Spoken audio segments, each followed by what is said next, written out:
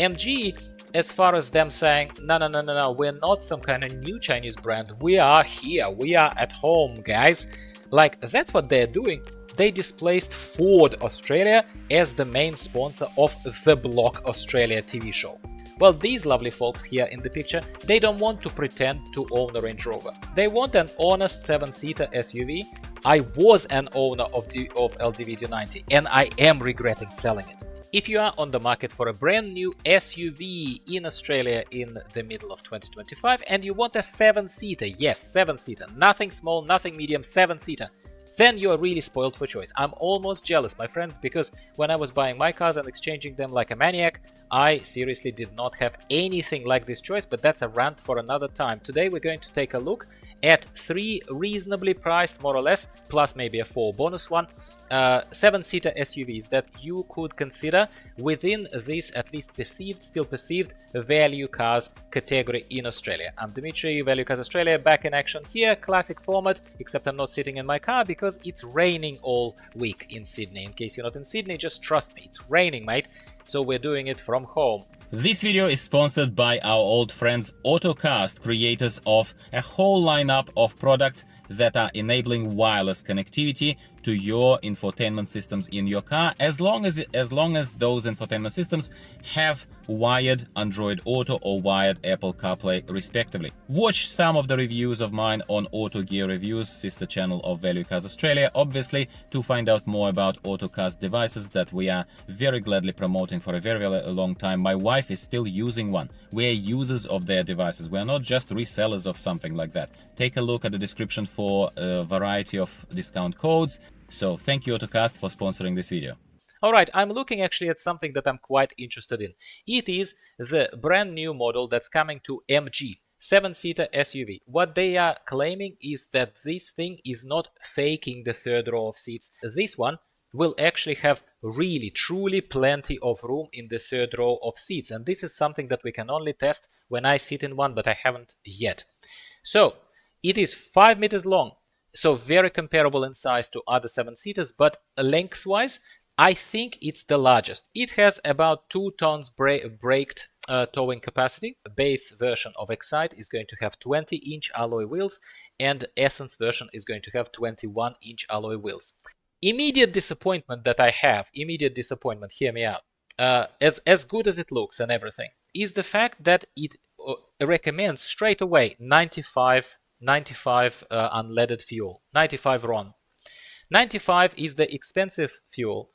Why can't they tune the engine, which is not otherwise in any shape or form particular? It is just a normal 2-liter turbo petrol engine. There is nothing fancy about it. They don't have diesel. They don't offer you hybrid. It is just run out of the mill MG, SAIC Motor Group 2-liter turbo petrol engine. Why can't they make it work on 91 RON, which is a lot more affordable for families who are going to be looking within this price range and who are somewhat fuel price conscious?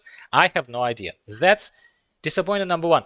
Other cars, unfortunately, also recommend 95 fuel. However, from what I know, at least about some of them, 91 is perfectly fine for them. One thing that I will give MG a leg up on, let's say, Great Wall Motor GWM cars, yeah, fair is fair, is that their MG Pilot is, in my experience, even in my wife's MG ZST 2021 model, is a lot less invasive than even an equivalent system was in my Haval H6 2022 model.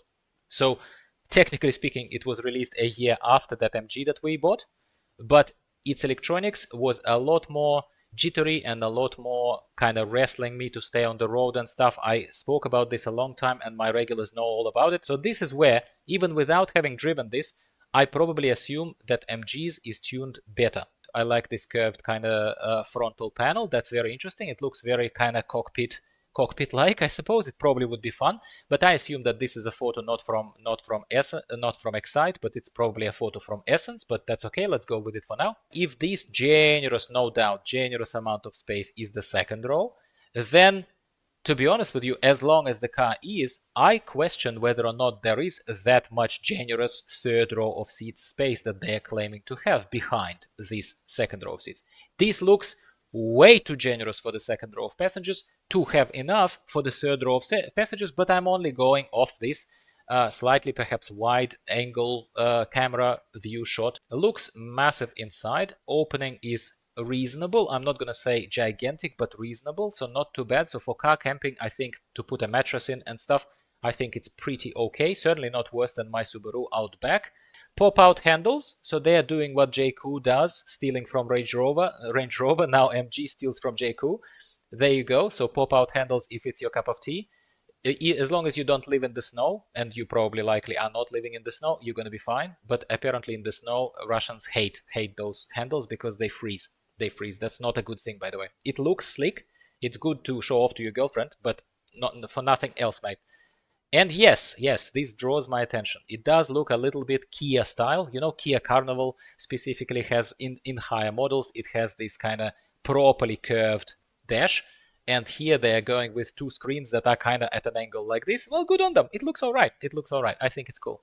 So we see the Excite, as I promised to you, the basic POVO version with 20-inch alloy wheels and all that from 47 grand. For 47 grand, to get a pretty packed with features 7-seater SUV in 2025, you are getting quite a bit for your money. So it's a pretty good deal. Is it the best value for money? Who knows? Remains to be seen when I drive it.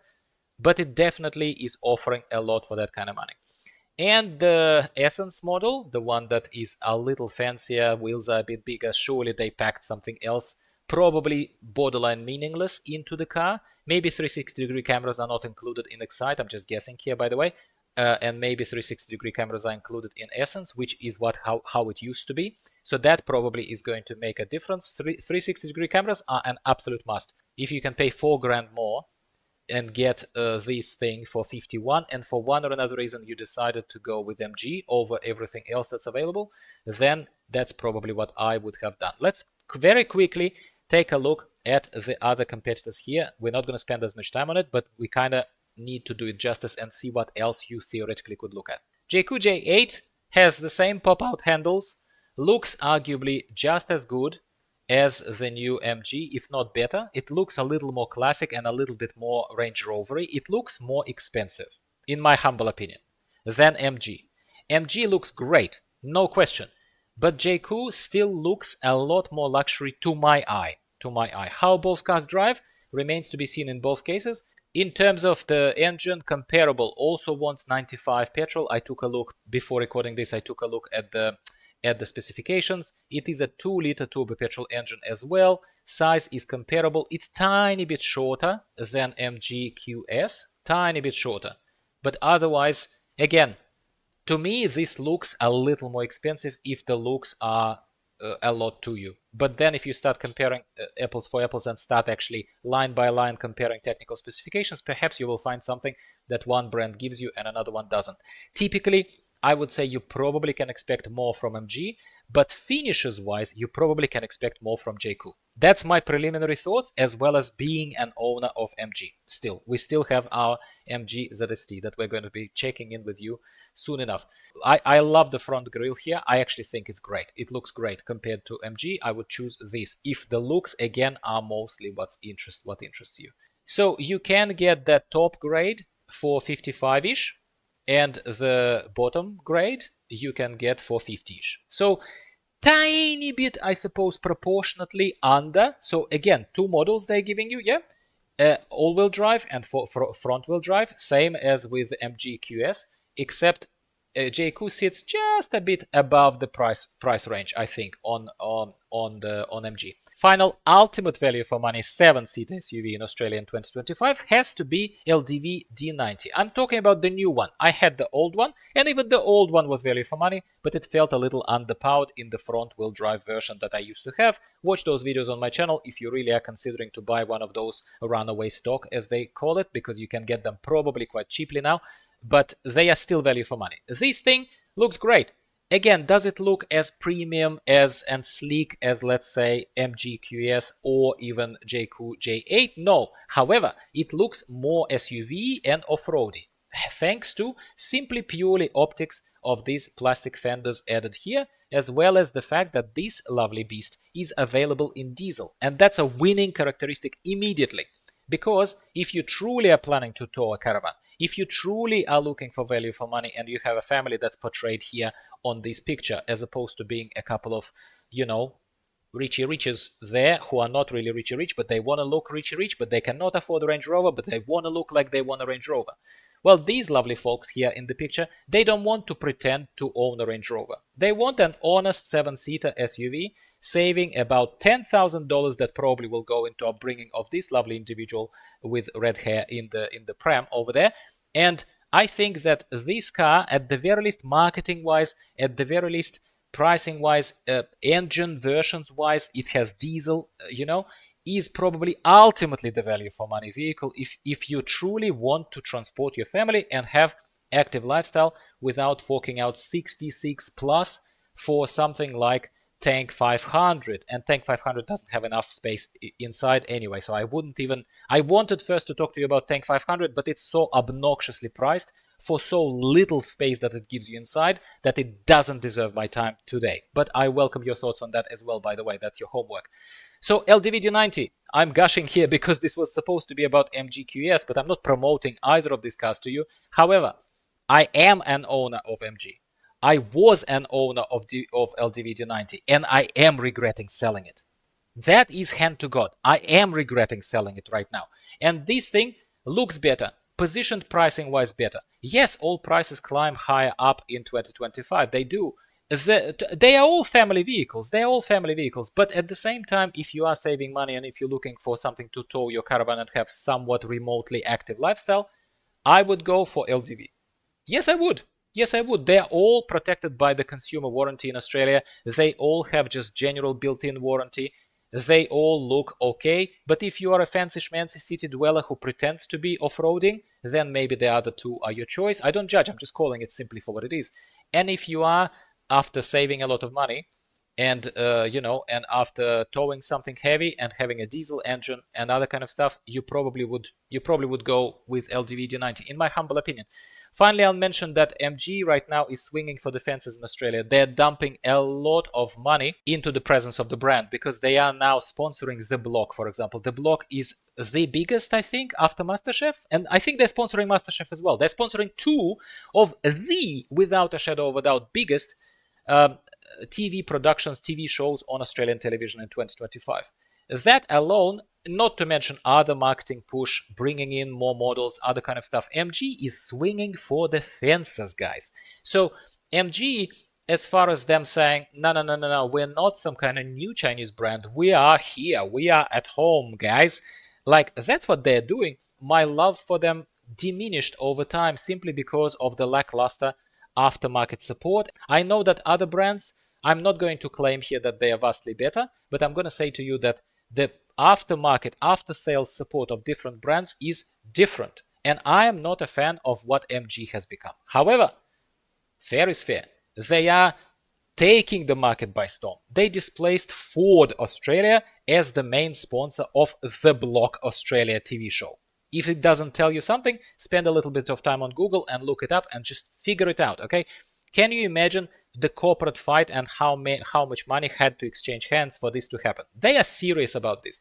So if you ever were concerned about MG being one of those Chinese brands, you don't know if you can rely on them, you don't know if they're here to stay on Australian shores, blah, blah, blah. That used to be an argument I was receiving when I was reporting on my ownership of MG HS and MG ZST in 2021, 2022-ish. Now, 4 years later, the situation has changed. They only doubled down on their investment and they continue plowing ahead. If that's anything to go by, well, this should tell you that MG definitely is not a newbie on our shores. You probably are not going to be left there holding your keys and not knowing what to do with them because no one is there to service your car. That's the final thing I wanted to say. This video turned out to be longer than I wanted to, but a lot to say. Hopefully you enjoyed it for what it's worth. If you did, and if you watched this whole video, you are still very special to me. Thank you very much for being with me and being the patron and supporter of this channel. I do appreciate you, even if I don't respond to your messages, just because my attention is spread out between multiple targets. A lot of other businesses are going on and a lot of other channels. I do appreciate you. I read your comments. I do read them. So give me a quick like if you're still here, and I'll talk to you next week about something else value cars related in Australia and beyond. Goodbye for now.